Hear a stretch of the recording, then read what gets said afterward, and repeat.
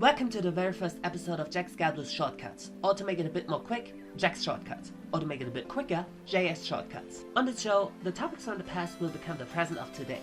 In this very first episode, I'll present you an instruction video on how to kill a superhero film series.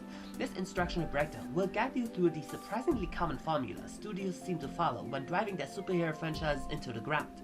Step 1. The first movie needs to be a hit. Whether critically or financially, it has to build excitement. Examples include Man of Steel, Thor, Richard Donner's Superman, Tim Burton's Batman, Wonder Woman, and Venom. Step 2. Sequels often take a darker, more serious tone to mature with their audience. While some appreciate this, it can divide opinions. Critics and fans may call it too dark or too serious. Examples include Batman v Superman: Dawn of Justice, Thor: The Dark World, and Batman Returns. Step 3. Panicked by backlash. Studios overcorrect with a lighter, more humor-driven film. While this pleases general audiences, it risks alienating fans of the darker sequel. Sometimes, an entire cinematic universe shifts. Examples include Shazam, Suicide Squad, Thor Ragnarok, and Venom: Let There Be Carnage. Step 4. After the success of the course correction, studios go all in on comedy.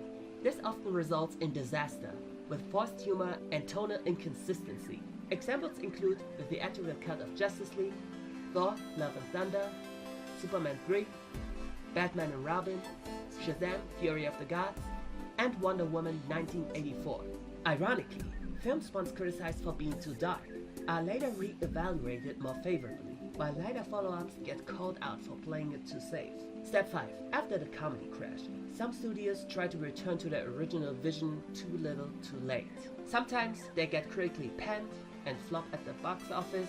Other times they get critical praise but flop due to audiences' distrust. And then there are those rare instances where, despite success, studios refuse to continue.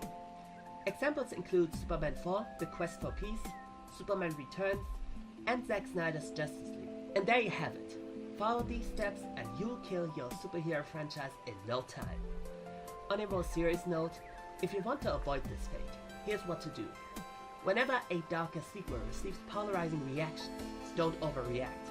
Listening to criticism is important, obviously, but instead of pulling a full 180, it's important to dial back on the darker elements while staying faithful to the tone, story, and character. Retain the stakes and fan loyalty while addressing criticism.